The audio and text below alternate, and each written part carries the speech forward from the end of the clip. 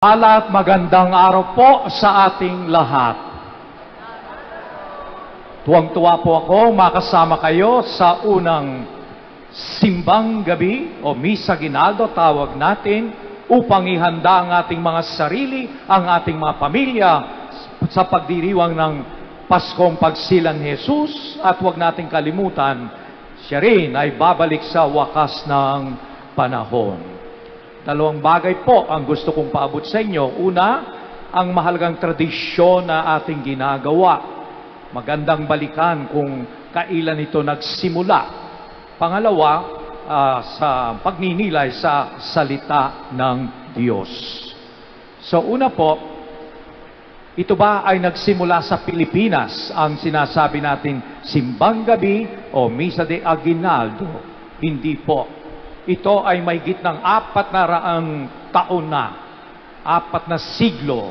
Nagsimula ito sa Spanya, sa Spain. At ito po ay nagsimula sa pagsalubong sa Pasko. Bago magbukang liwayway, yung mga tao nagtitipon at nag-aalay ng misa. Yun po ang pinakauna, isa lamang. Tayo, pag sinabi nating simbang gabi, siyam na araw. Ano po? Wala namang mali ron. Ating binabalikan yung yaman ng ating tradisyon na ating sinisimulan sa araw na ito.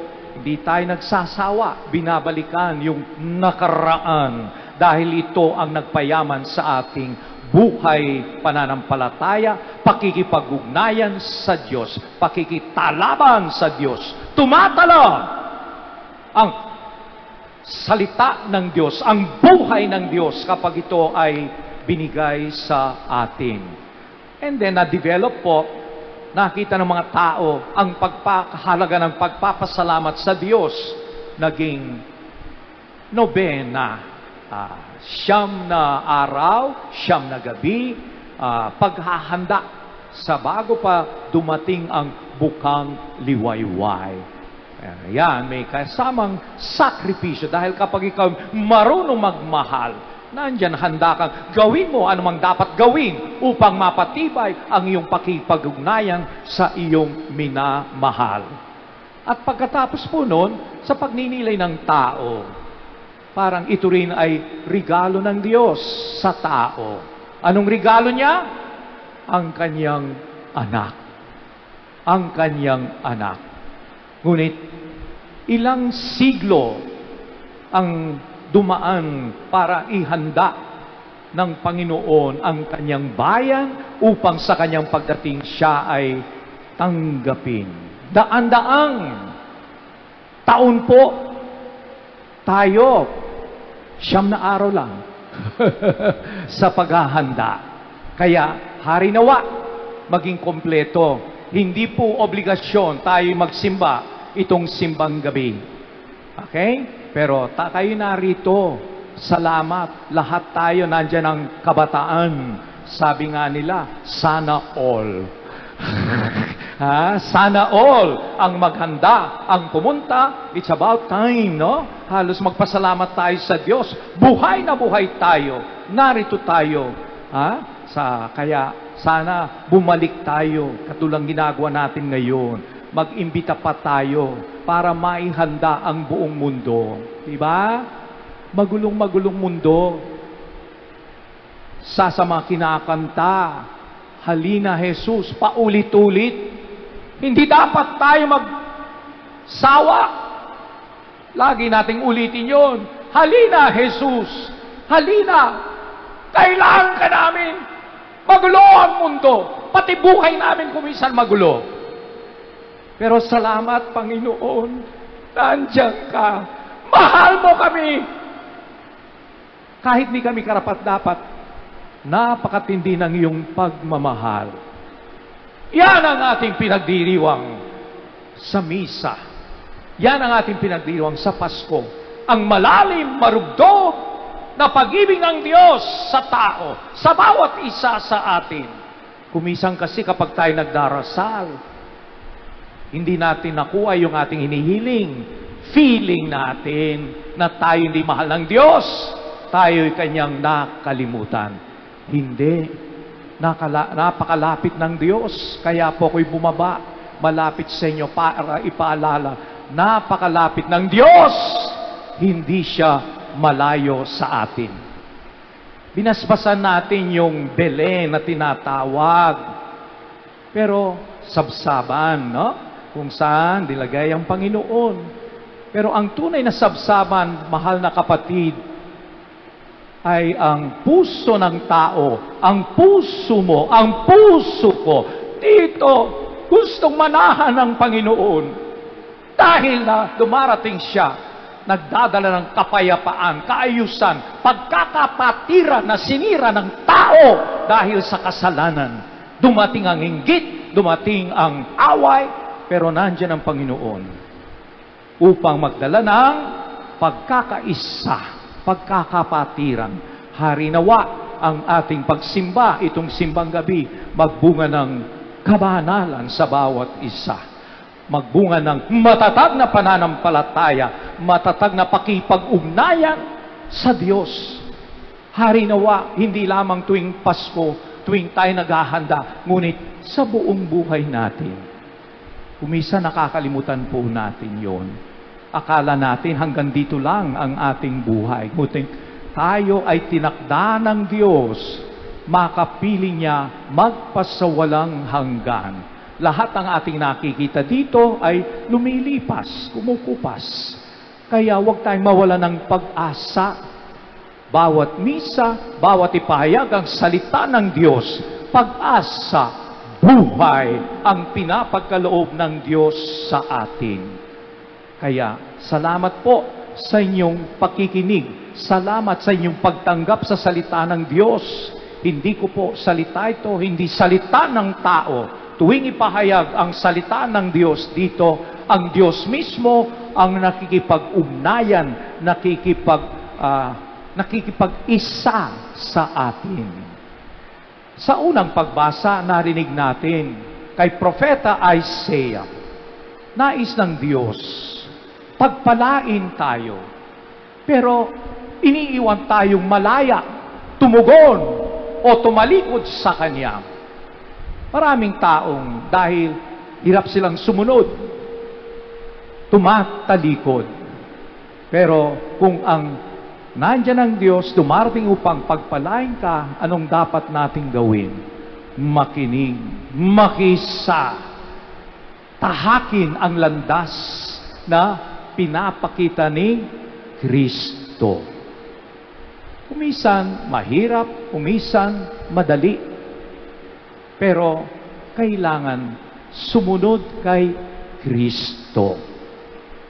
Alam po niyo, nung misan, may malapit ng Pasko, sa isang eskwela, Catholic school, nagde-decorate yung mga estudyante sa isang kwarto. And then, sinasabit, para maging makulay, ang kanilang classroom. And then, alam natin, sa bawat kwarto, may crucifix. Tapos nagde-decorate, sabi ng isang estudyante, parang masaya ang tema ng Pasko, makulay. Parang hindi angkop. Siguro mabuti alisin natin pansamantala itong crucifix. Dumating yung chaplain. Nakita niya gano'n, narinig niya yung usapan. Sabi niya, hindi. Iwan na lang natin dyan. Huwag ninyong kalimutan. Siya'y pinanganak upang mamatay sa krus. Yan ang misyon ni Jesus. Siya'y pinanganak upang mamatay sa krus. Para sa iyo at para sa akin. Tayo'y pinanganak upang magkaroon ng buhay na walang hanggan. Siya'y namatay upang tayo ay iligtas sa ating mga kasalanan. Kaya tayo, dahil sa kasalanan, naging kaaway ng Diyos. Dahil kay Jesus, naging kaibigan natin ng Diyos.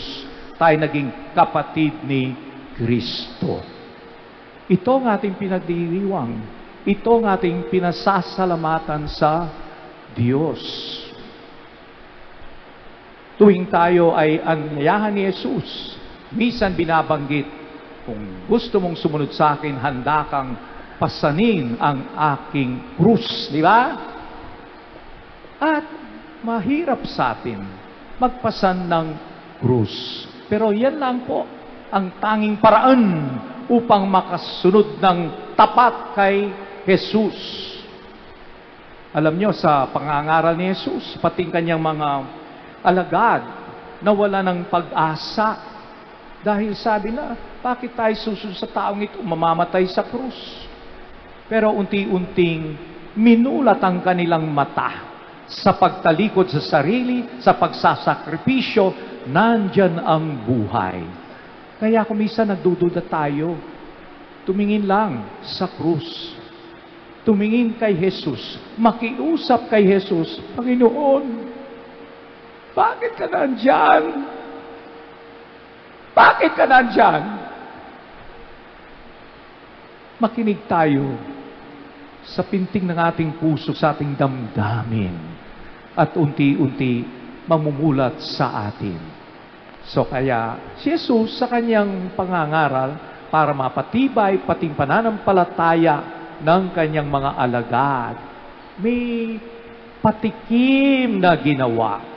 Yun ang tinatawag na transfiguration, pagbabagong anyo. Dala yung tatlong alagad niya sa isang bundok upang pakitang kanyang kaluwalhatian, patikim.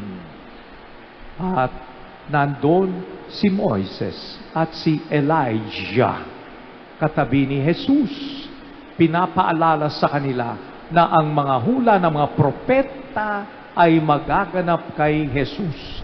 Hindi sila dapat matakot, hindi sila dapat mangamba, dahil si Jesus ay magtatagumpay. Kaya kailangan, no, yung kumisang pagdaan na susubok ang ating pakikiisa sa Diyos, pananampalataya. Matibay ba ang ating pananampalataya? Yung mga unang alagad, lahat halos except si John, si San Juan, lahat sila ay naging martir, no? Naging matapat na totoo, saksi ni Jesus. Pero sa madugong paraan, tayo, marami tayo dadaan sa isang madugong paraan sa pagsaksi kay Jesus. Pero sa ating kapanahunan, kailangan yung matapat na saksi kay Jesus. Anong paraan? Halimbawa, yung pagmamalasakit sa mga tao, lalo na sa mga hirap, maliit na tao, pamumuhay ng matuwid, malinis. Ngayon dahil sa kahirapan, maraming scammers, nanloloko, nagpapanggap. Ako mismo na-hack ang aking Facebook at ibang kaibigan, nakaalala akong humingi ng tulong. Nangangailan daw ako, nanghihiram. May nagpadala malaking halaga, 40,000. Scammer po yun, di naman po ako ganun. Panloloko. Kaya ito ang hamon sa atin. Maraming manloloko, pero hindi panahon upang magalit tayo, maghusga sa iba. Pagdasal natin sila. Huwag tularan. So, ang mahalaga, maging matapat tayong saksi sa ating pananampalataya, pakikisa kay Kristo. Kung minsan nakakalimutan natin, ang tao ay nilikha ayon sa wangis at kabanalan ng Diyos. Ulitin ko po, tayo ay nilikha ng Diyos ayon sa kanyang wangis at kabanalan. Kaya nararapat lang tayo'y mamuhay bilang tunay na anak at matapat na saksi ng Diyos.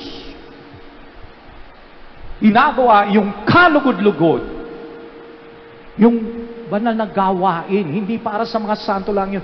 Tayong lahat tinakda ng Diyos, maging santo at santa, maging banal, makapiling niya sa tunay nating tahanan sa kanyang kaharian.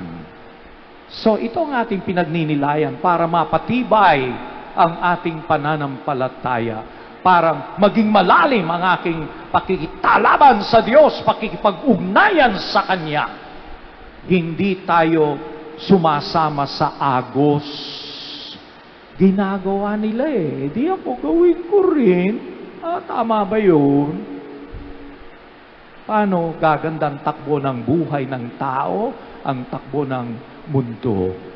Sa pamamagitan nyo, sa pamamagitan ko.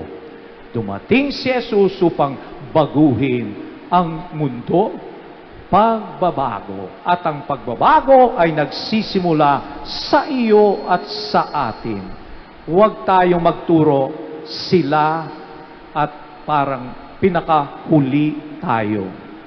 Tayo ay number 1 sa puso ng Diyos. Kaya dapat number 1 din ang Diyos sa ating puso.